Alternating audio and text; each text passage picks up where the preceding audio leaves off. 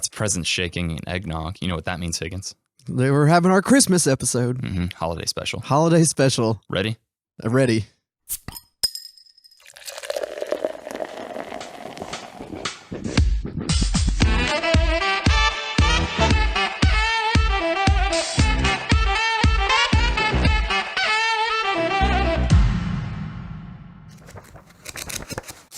Welcome everybody to Comrades, Cocktails, and Comics, the show where we get together, we drink together, but most importantly, we read together. My name is Snoop Lynch. As always, is my merry co-host, Higgins Sturm. Man, that was pretty funny. Can you tell it again? No, that's me though. Well, I was worried because I was like, is this funny? But now that you've told me, I feel really reassured. Thank you. Happy holidays, Higgins. Happy holidays. It's our first Christmas special. It is our first Christmas special, and it might be our last. Well, here's to at least one more, probably. Higgins, why are we here? What are we doing this time? We're reading a book called Klaus? Do you think it's Klaus or Claus? Don't hesitate. Go with your gut. All right, I'm going to go with Klaus just because that's how Santa Claus says his name. Mm-hmm. And this is also a story about how Santa Claus began. Yeah, Klaus, how Santa Claus began or something like that. And it apparently started out as 6 issues, but then Grant Morrison was like, that is just not enough. I got to add a 7th one. There's 7 days in a week. We need 7 issues. He's gonna feel so foolish when he sees that first issue. But But no, you're actually, like you said, it's written by Grant Morrison, the bad boy of the podcast. He's wearing all his leather for this. Yeah, man. We just love his leather, and we can't get enough of that guy. That leather loves us, Higgins. But he's not alone. He's being joined by Dan Mora. And I think this is the first Dan Mora book we've read. Yeah, he's pretty rad, though. Yeah, fun little fact. See, this was published by Boom! Oh, man, that's going to spike hard. Yeah, but it is by Boom. I don't even know what Boom is. Well, Higgins, I'll tell you, it's a comic book studio production company thing. Like movies? Sort of, but not really. All right. Anyway, yeah, they published this book from November 2015 to August of 2016. So solid run, 7 issues. Not bad, not bad. Yeah. And this is, what I kind of liked about this, because Higgins, as you know, I've got my notes right here. I do my research every time. I care. Do you? I read the book. Well, oh, wow. You really one-upped me. Anyway. But yeah, what I found interesting about this is only Dan Mora's like second big job drawing comics. His first one was a series called Hexed that he also did for Boom! Oh, okay. Studios. Is this going to be a common theme? It'll be as common as it needs to be. All right. Anyway, yeah, that was his first job. It was like I don't know what Hex is about. Probably magic and witches or whatnot. Do you think it's Jonah? About the Jonah guy? I don't know. You'll have to ask either him or Michael Allen Nelson, who he worked on that with. But after that, he did a pretty good job, I guess. So they were like, why don't you work with this guy, Grant, over here? And so they did Klaus. And he really kind of like made, like, this is kind of what made him the name he is today, or at least that's what I read. And I get it because not only did he do pencils and inks, but he colored it. And wow. So the trifecta, yeah. And he did all the original covers of each issue. Well, so. Yeah, it actually matched like the art, which was kind of nice. Because sometimes you're like, see a cover and you're like, ooh, it's going to look real good inside. And then you're like, oh, never mind. Yeah, Higgins, who needs variety of any kind?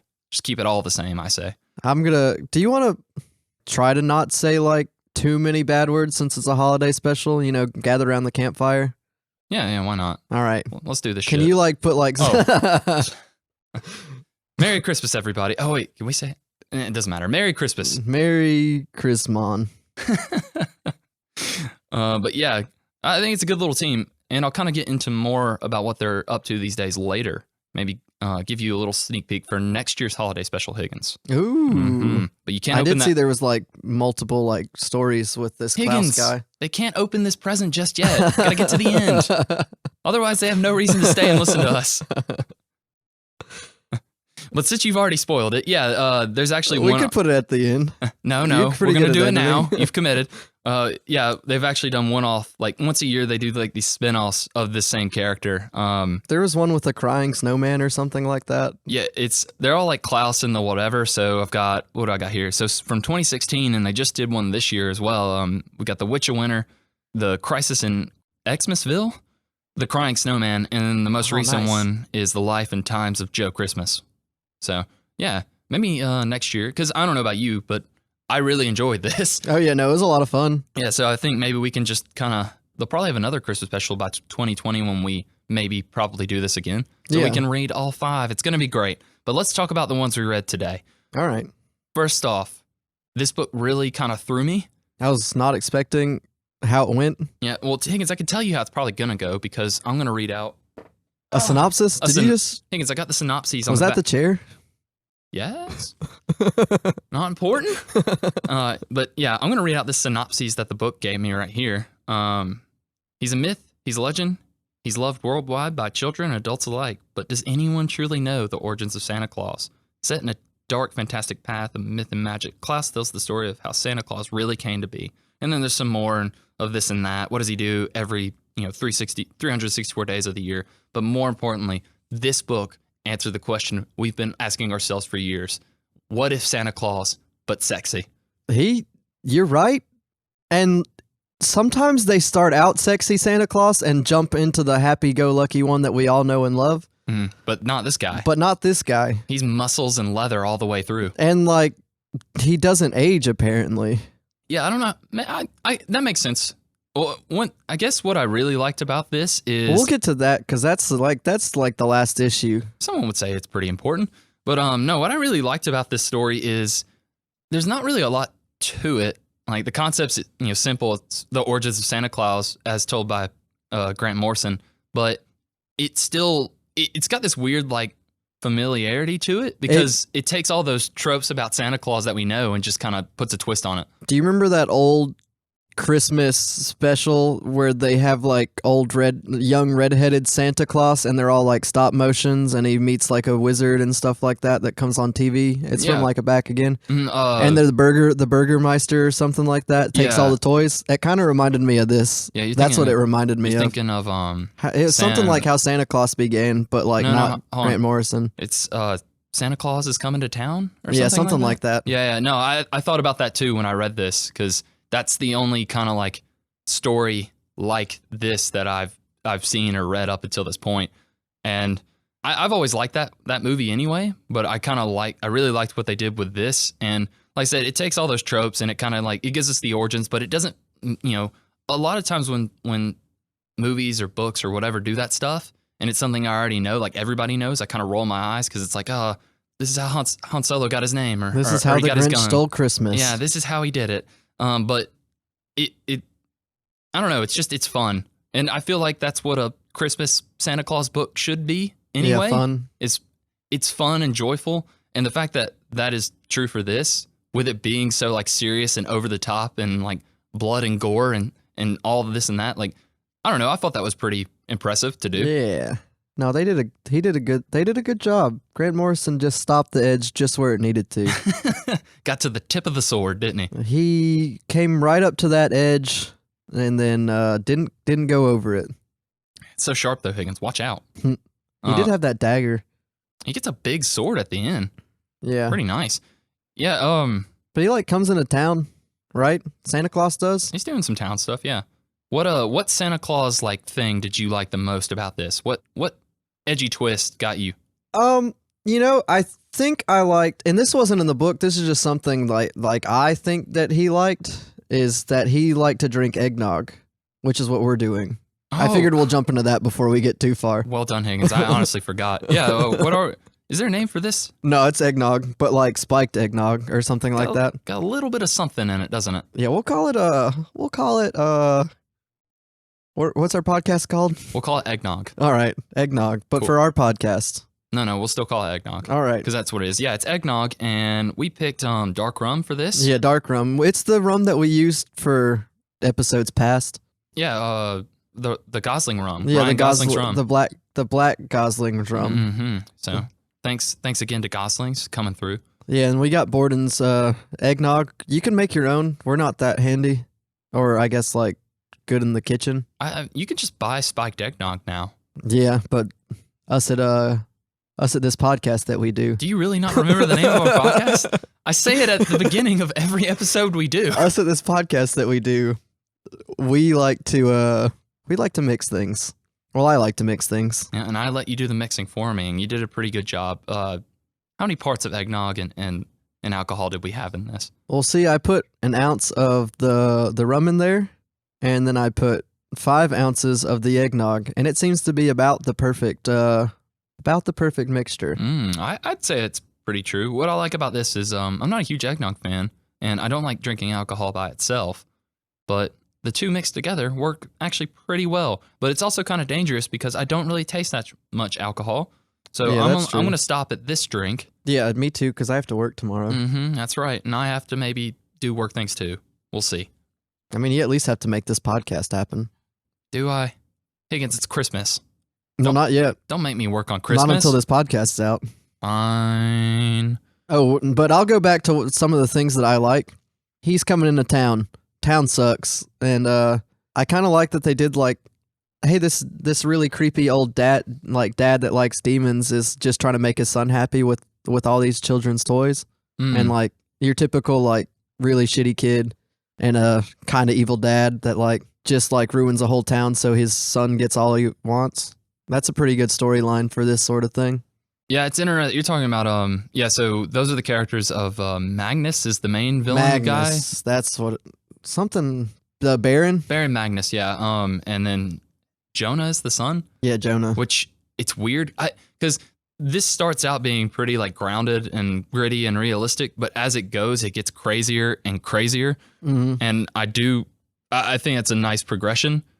What is weird about this kid though is how much he looks just like his dad. Oh yeah, like he just looks like young Baron. Yeah, and there's a character later on that we'll get into who kind of makes a remark about that, how he's made in his image. So maybe magic is what makes this kid look like a snivelly nerd. But I also think that, and they do this too, this kid's like a product of the world he's grown up in, and the world he's grown up in is that castle. I don't know how he doesn't hang out with anybody. Yeah, because his dad lies to him and says he has a disease that makes him like sick around other kids.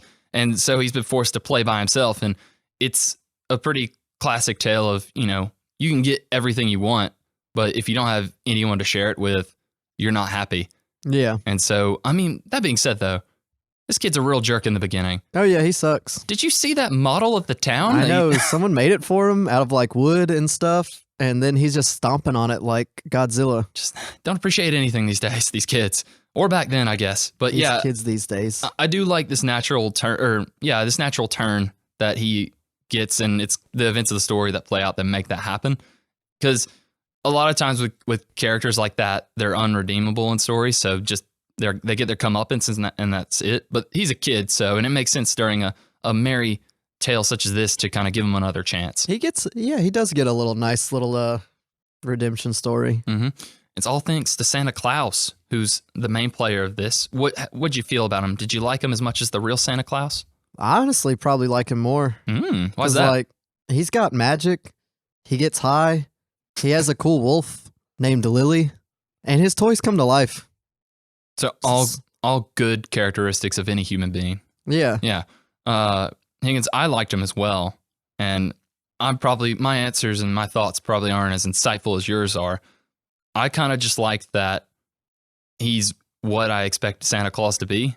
Oh, you think young Santa got down is what you're saying? You think Grant Morrison nailed it in one? I think he does, and I went back and reread it before you came here, and I didn't really notice it before because at first glance he just kind of seems like that solemn character who's just gonna fight anybody who crosses him and save the day. Like it didn't really seem like there was much about him, but the more I read it, I kind of saw those traits of Santa Claus being worked into him, because Grant Morrison's whole like idea of this came from he was leaving DC at the time. Like he just finished off like all the superhero stuff there, like an All-Star Superman or whatever. I think he had a Justice League run that's pretty well loved, if I remember right. But he enjoyed kind of the tropes and stories of superheroes, and so he wanted to do his own character. And so he thought of Santa Claus because he's kind of like this mythical figure who has these powers and stands for good and joy and all this and that. So he took inspiration from Superman, and also he says Doctor Who at one point. Doctor Who, kind of what really? Influenced him. Maybe that's that trippy stuff that happens in the woods is the Doctor Who stuff. Some very British stuff going on. Yeah, I don't know a lot about Doctor Who, but I'm assuming has those traits. There's some snow. I've seen some episodes. There's a phone booth, I think. There is a phone booth. Oh yes, it's bigger on the inside. How did they make that happen? I don't know. That's a different episode. Different time. But yeah, so he kind of took traits of those characters and Santa Claus, as we know him, and just made his own superhero origin. Because he is a superhero in this story. He shows up out of the blue to save the day and bring, laughter and happiness back. And also he fights demons and flies into space. So, and then, eventually does get the powers and stuff. And I also noticed he kind of, just comparing him to iterations I've seen over the years, he kind of looks like Superman. Yeah, he looks like bearded Superman. Mm-hmm. And I enjoy that while he is like really badass and everything, he still has those same traits that we expect from Santa. Like he's got a good heart, a heart that like is literally so warm it kept him alive as a baby when his mom froze to death. And he literally he's just wearing a tank, like a sleeveless shirt, like in the middle of winter, like the whole time. How does he not get sick, Higgins? I don't know. He does have a fire and a dog. He's literally next to a house all the time, and he always sleeps outside. I don't get it. It's like you're like 5 feet from your door, man. He plays the flute. He does play the flute. But yeah, I liked how Morrison was able to kind of like subtly work in all this stuff to develop this version of Klaus. Like I talked about the heart, and his backstory kind of plays a lot into his motivations for this, because we eventually find out that he's from this town. He grew up in there, and he was framed for murder and had to go on the run. And even though they left him for dead and he lived, because you mentioned the wolf saves him at one point because he was kind of it, and so he was nice to the wolf and didn't kill the baby wolf. And then he's like, "Oh, you're the wolf. Of course, you're the wolf that I saved years ago. Want to help me out?" Yeah. So he's alive, and anyone with like any like sense would get as far away from that place as possible. But his love was there, his family was there, his and lady love. Yeah, and even though they've turned their backs on him, he hasn't given up on them. So he builds that house in the woods pretty close by, and he doesn't go back to it until he has to, because that's kind of he seems like he's become some kind of like fur trader or something. And he mentions that he can't go to the town he normally does, so he just shows up in this town. And it's when he sees what's happened that, he originally talks to the wolf, which I enjoyed the conversations of just him talking. Like he's kind of insane, and I enjoyed that. But yeah, he talks to the wolf, and he's like, we're not going to get involved. We're not going to worry about this, but he has to, because that's just his personality. Yeah, because he went to the town and got thrown out and shot and left for dead. And then obviously he lives there, and then they kill a deer, and then he's like, "This broth's not for you, Lily. I'm going to get high in the woods." You're really fixated on that. Well, like he had to know, right? Is it because getting high is cool, Higgins? Well, if Santa does it, obviously it is.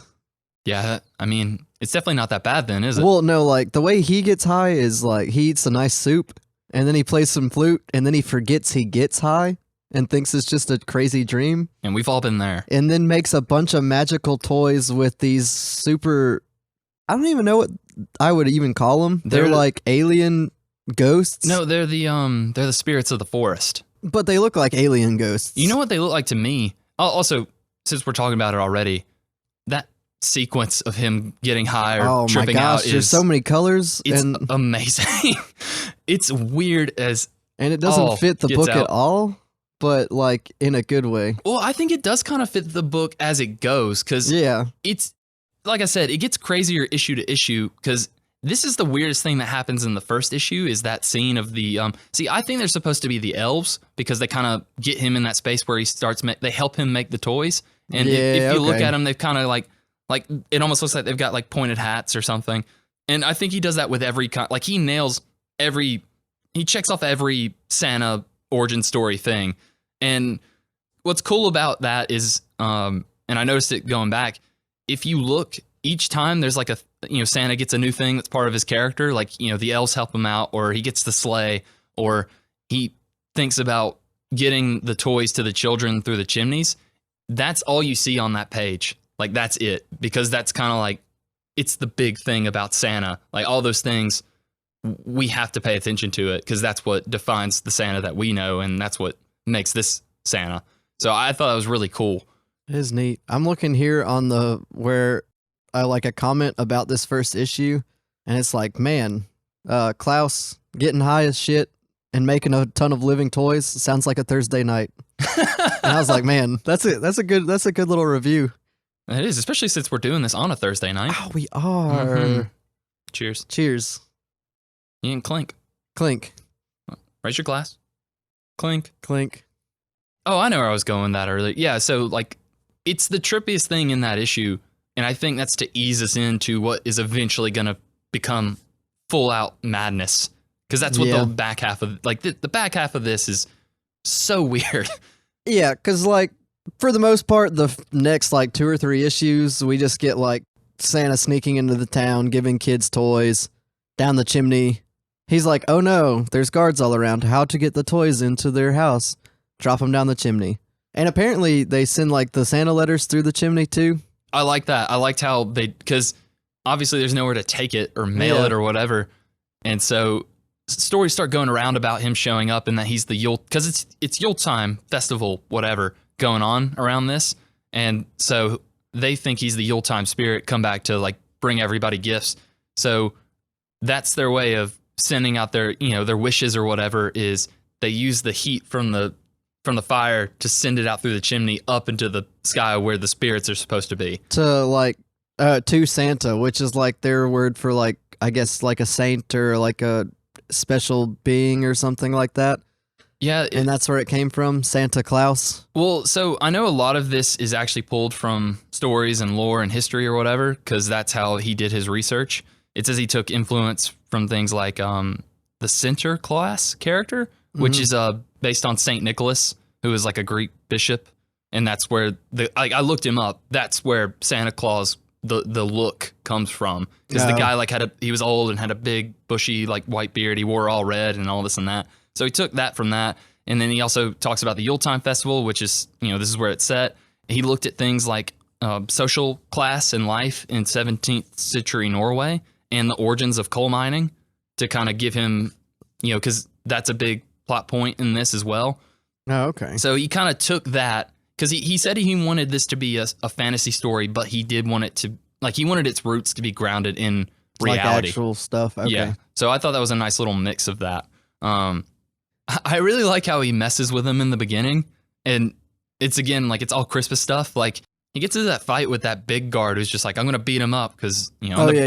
But I'm the best guard. Yeah, he beats him, and then he kind of looks at him for a second, and then he sees, because he's upside down with his legs out. Did he turn him into a snowman? He makes a snowman out of him. Yeah, that's what it was. The legs are the arms. So I like how he just messes with him and does dumb stuff like that, like throwing a snowball and it rolling down and catching some guys. Yeah, because it's a thing where we realize he's clearly in danger doing this, and he knows it too, and he takes it seriously, but at the same time, he's so happy-go-lucky about it. Yeah, like it's kind of his point of doing all this is to bring light back to the town, to bring happiness back. So I don't know. I really enjoyed him doing that, because he does get into a bit of trouble, but they don't know what to do about him. They can't find him. They don't know what his next trick is going to be.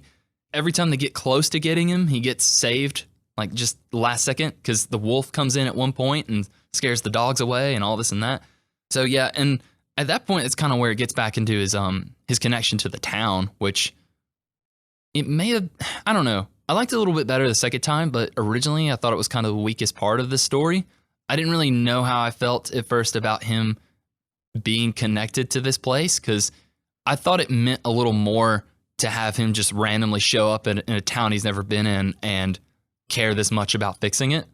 But yeah, I mean, it's fine, because that's how we get Mrs. Claus, which I don't know if they get married. No, she gets like super old and he doesn't age, like I mentioned earlier. Yeah, but they're still together. They're together the whole time. Yeah, because at least on the day of Christmas, they never really show like any other day when that progression happens, I guess. Higgins, what day is more important than Christmas Day?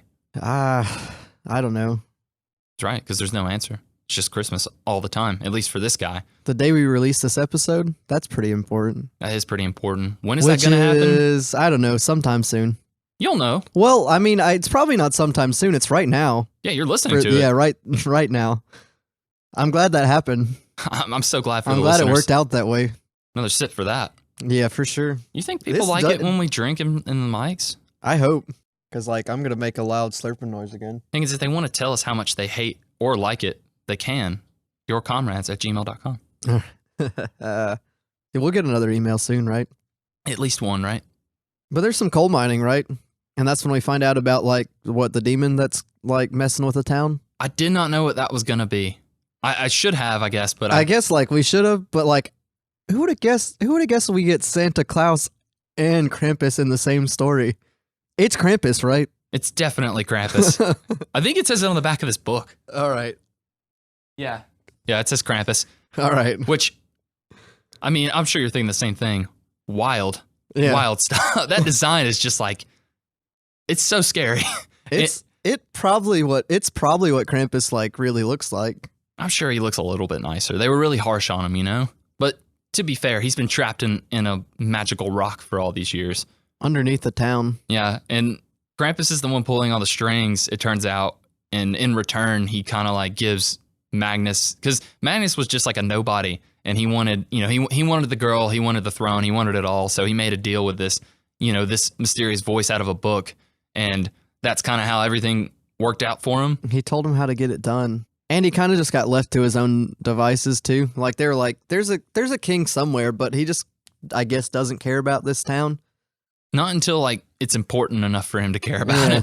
But you know what? People didn't have phones back then. It probably took him a while to get that pigeon or whatever. Oh yeah. Yeah. So we'll give him the benefit of the doubt. But I thought the reveal of that was kind of, it was pretty clever of how he slowly over time went mad dealing with this thing. And it was interesting to see how greedy he was because he didn't care. Well, obviously he didn't care about the townspeople because he worked all of them to death. And he didn't care about his wife really because he knew that them being together was just because of the magic. But what's interesting is he never questions it at all. He just wants power so bad that when the thing tells him, you know, you can have everything you want if you do this. It's like, if you get me out of this hole. Yeah, and he never even, because he just loses it at the end because he tells him more and more things. And at first he's kind of like hesitant, but he always goes through with it because he takes all the children at one point and locks them up and gives them candy to make them fat for Krampus because that's what he wanted. And so he's the opposite of Christmas Higgins. He's not giving to anybody. He's just taking for himself. He is the opposite of Christmas. Mm-hmm. And that's as much of a lesson as Santa Claus is, right? Probably.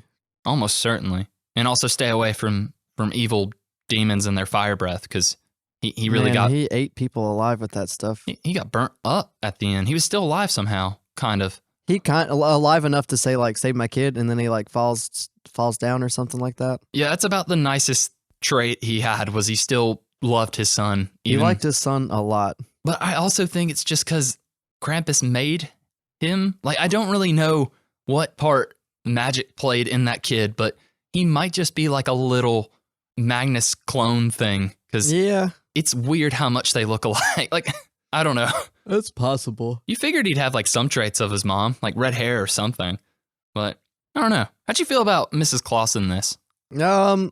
I guess she's all right. I mean, she went through some stuff. She thought her lady love Klaus murdered her father because the Magnus guy? Yeah, he done it. He done it, but he made it look, I guess, like Klaus did. I don't know why they thought he did it in the first place. I think the idea was he found the poison, like he planted the poison in his room. Yeah, something like that. They're like, look, he did it. Obviously. They're like, well, you're the guy that we like a whole bunch. We don't really like you that much, but, you know. He has poison. Poison's poison. Get him out. The proof is in the poison. Very nice. I almost said pudding, but then I wouldn't have got to say poison again. And also, that's not how that saying goes. Everybody knows that. I should have said the proof is in the figgy pudding. Dang it. Shoot. Missed. Here, go ahead and say it now. And the proof is in the figgy pudding. Yep. Don't worry. I'll edit that in seamlessly. Right. Don't even worry about it. All right. But yeah, I'm a little upset at them for not catching that. They're kind of idiots. I don't know I can't remember what the town's called. Grimsvig. Yeah. Oh, not a good place. It's not a good place. But yeah, no, I don't really like her all that much either. I mean, she got better once she started playing with her kid, like a little bit. I think she's maybe the weakest character. Like, I like her. I do, because she does have some good moments. Like, at the end, she takes on Krampus at one point, shoots him right in the eye. That's pretty badass. Yeah. And I think the point of it was to show maybe how far people have fallen, because she was known as like, she was the golden girl. Everybody loved her. She loved everybody. She was the king's daughter. Yeah, and she became this shell who just, like, the intro of hers at a table, and she's just talking to them, but she's never even, like, she's just looking straight ahead. She's not actually really paying attention, and she's all doom and gloom. And what is cool is when he does show up, and she like when Klaus comes back and she knows who it is, and they kind of talk, you can kind of see in the artwork how her features are changing. Like, there's a bit more color to her. Yeah, she gets a little more excited. She's not just sitting with like her mouth closed looking really upset. Yeah. Like she does in the first like 5 issues. Yeah, there's like a light in her eyes that wasn't there before. And I think that's kind of because even before the elves make him immortal and, superhuman or whatever, he clearly has some kind of magic in him. For whatever reason, he could make like flying bird toys when he was like 5 or something like that. Yeah. And she kept it for all those years. Yeah, and I think that's it's the effect he had on her in the beginning is she clearly had some kind of spell on her because Magnus wanted to marry her so bad that he, did the deal with the Krampus. But I think that it was broken the moment that she saw Klaus again, because he also has, he's the good side of the coin. He's got some magic in him as well. And then he gets even more magic. Yeah, after he got like put on the middle of the lake, he's like stretched out over the lake on the ice and stuff. And like, I don't know, like the forest spirit, like realm thing, the spirit of Christmas. Was that what they were?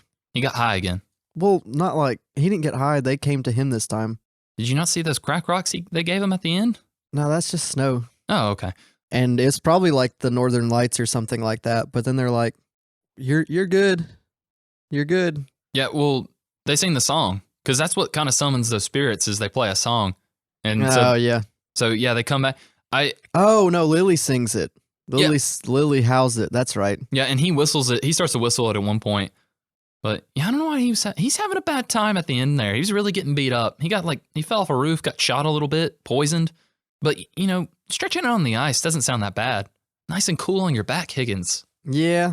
I mean, he didn't have his vest shirt on, so he was probably a little cold. Didn't have all that leather to keep the heat in. I did say we talked about him not aging, and I guess they like forgot about that for a little bit and put like old Santa on one of the covers.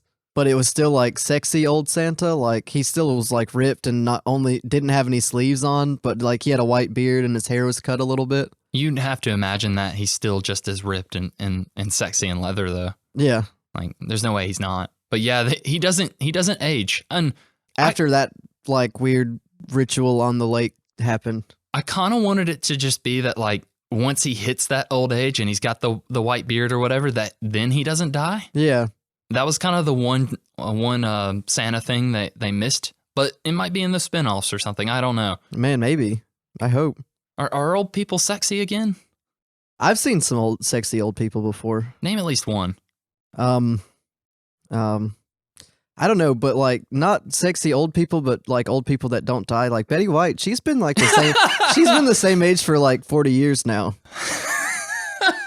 Right? I've never seen a young Betty White. If Betty White dies after we release this episode, that's on you.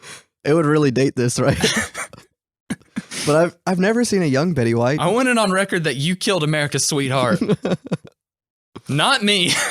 Sexy old person. But you're right. She could still get it. She could still get it.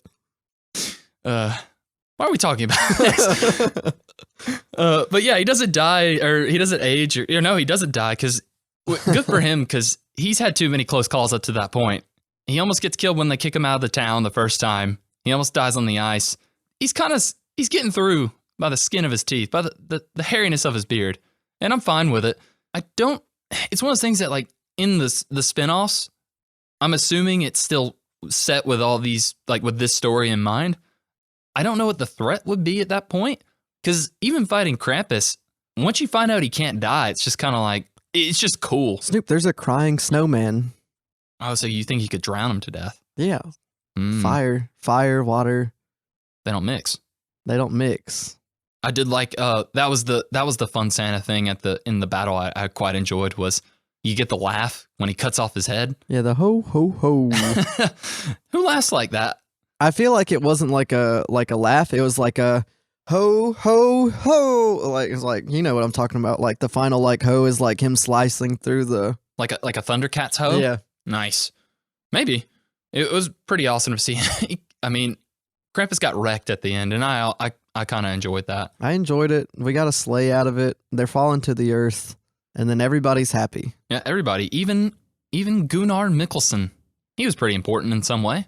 I can't forget about Gunnar Mikkelsen. I just love Gunnar. Don't you, Higgins? Tell me all about Gunnar. His name's Gunnar. Mm-hmm. His last name's Mikkelsen. Interesting. He lives in Grimsvig. Okay, go on. And he might have been a guard. Higgins, do you want me to help you out? I mean, clearly you know it, but do you want me to take over? Yeah. Okay, yeah. No, he's the guy.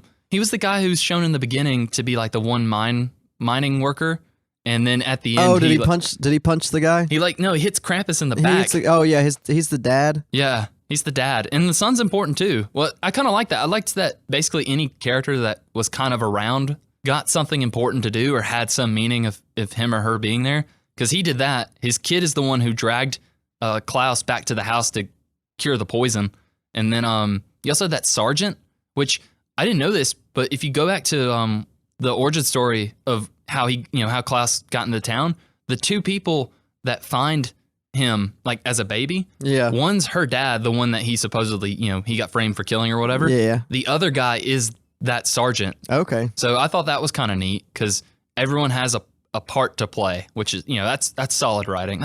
That's frozen solid writing right there, Higgins. Ice cold. Good job. I will say, like, they do like some of my favorite like panels, and if I was reading it on like in a book, I'm sure they were right next to each other, like all of like 8 pages or whatever.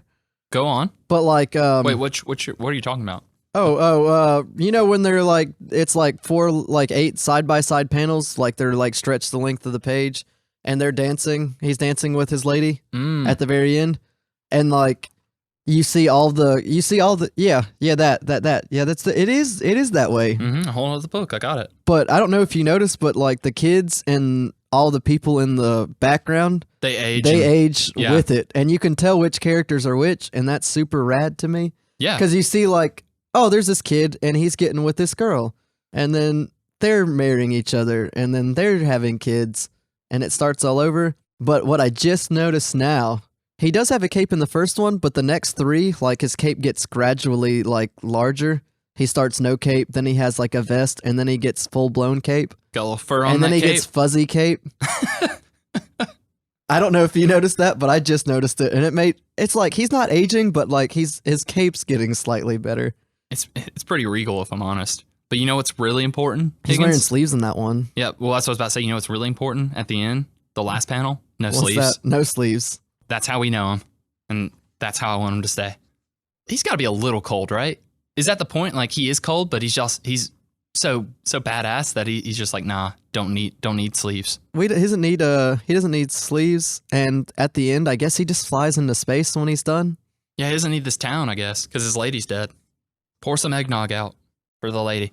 Yeah, it's where that's like the last thing on the checklist is he mentions, he's like, I'll be back once a year for every Yuletime festival to give gifts, and he's like, but Mr. Claus Santa, sir, what you gonna do 364 other days out of the year? And he's just like, going to space. Going to space. Natural move. And I don't know, read a book. That's what he says at the end. Yeah. Little PSA. It's like, I don't know. Read. Get off your screens, kids. Read. Yeah.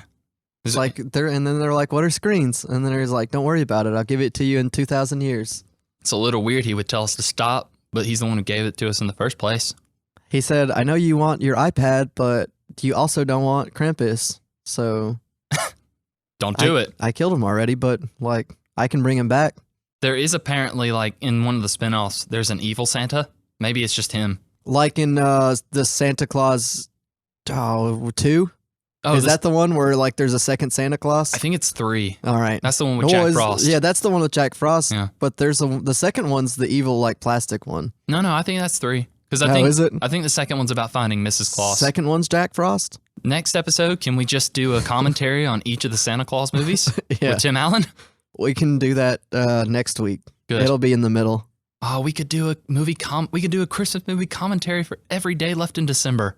Yeah, we got time for that, right? Home Alone 1 or 2. Which if one? I drink every day in December, I'm gonna probably be in not feeling great. That's a lot of nog. Yeah. Yeah. Maybe just half of the Christmas movies. Maybe just half the Christmas movies, and then once we do all that, we can give this book a rating. Yep. And the last one we'll have to watch is Last Christmas. That one with Emilia Clarke and that one nice guy from Crazy Rich Asians. Blech. I hope they give me their hearts. You gonna throw it away the next day? Oh man, we did it. Yeah, we did. And we also reviewed this book, didn't we? Yeah, we did. Yeah, you want to give a rating for this said book? Yeah, man, I'm really about to do this. Are you ready? I'm out of nog, but okay. So I think I'm going to give it 12 drummers drumming, 11 pipers piping, 10 lords a leaping, maybe 9 ladies dancing, 8 maids a milking, 7 swans a swimming, 6 geese a laying, 5 golden rings, 4 calling birds, 3 French hens, 2 turtle doves, and even a partridge in a pear tree. That's the best rating I've given on this podcast. Yeah, but you're kind of an asshole because now I don't have anything to rate it with. I was hoping instead of singing it, you were gonna add as a question 5 golden rings, but that's fine too. Good. That's a pretty solid rating for this book. It's well written. It's breezy. It's fun. It's silly, and it has kind of the message of Christmas and Santa Claus in it. It's very heartfelt and just. It's good to see a win at the end. So for that reason, Higgins, I'm not going to give it any of those things. You're supposed to give during Christmas, not take. Instead, I'm going to give it whatever is in this box. I hope it's good. I think it's Sounds like underwear. They put some rocks in it to weigh it down, maybe. Well, I'm going to give it whatever is in this come Christmas time. And also 5 out of 5. I'm doing the 5 out of 5 thing for you, nice. Higgins. Yeah, because it's Christmas. It is Christmas. I'm gonna give it 5 out of 5 elves on a shelf at the North Pole in Santa's workshop. Nice. Yeah. Nice. It is one of the best ones we've read in a while. I had a really good time with it. I didn't know how I was gonna feel about it because, sometimes Grant Morrison's just a little too bad for me. You get too edgy? Yeah, but he toned down this holiday season, and I appreciate that. So, yeah, go read this book. Yeah, do that. You know who you are. Read it. And maybe next month, after you read it, come back, because we're going to be here again, 2020. 2020. To read a book. Higgins, you picked the book this month, didn't you? Or next month, didn't you? Technically, I picked this one, but I had an idea for the next one. You came up with the theme. We're starting the new year. We haven't came to a full year of us doing a podcast, but we have come into a fresh new year. Mm-hmm. And so you're fresh new beginnings. Higgins, it's about fresh starts, making resolutions you could probably keep for a week. And we haven't done a superhero in a while, besides the Santa Claus guy. And Shazam. Well, in a and while. Superman. In a while. In a while. We did a lot of sappy stuff for a hot minute there. We're sensitive guys. I almost said sensitive boys. That doesn't sound right. We're sensitive guys, Higgins. And so I decided to bring back the superhero-ish thing and do Swamp Thing by Alan Moore. Mm-hmm. The definitive Swamp Thing. Yeah. Yeah. And well, just volume 1, I guess. Yeah, it's pretty long. It's pretty long. Yeah. But it's kind of what, from what I do know about it, it's what made Swamp Thing, what people know as Swamp Thing today. Because before Swamp Thing was around, but he was just kind of one of those heroes where it's he's a man, but he's turned to the swamp. Isn't that that was it? But Alan Moore apparently came in during this and came up with the rules of the green and all, whatever he's about. Made him control nature. Yeah. So, made him an all omniscient being. All the things. And we're going to get into some of that probably with this first trade. So be there when we do that in January 2020. 2020. 2020 is going to be your hindsight, Higgins. What are you going to look back on and be like, maybe should have done that? Maybe should have done that. Maybe shouldn't have done that. Mm-hmm. And I think I still want to do this podcast. All right. Well, that makes one of us. You know who you are. That's my resolution to do To get me to want to do the podcast to more? do 12 more podcasts. Ooh, that's pretty high. You're really going all out next year. I know. Good for you. All right. Well, until next time, merry, happy holidays and Christmas. Cheers to everyone. And Higgins will say, Have a happy new year. it's pretty good. Yeah. Classic.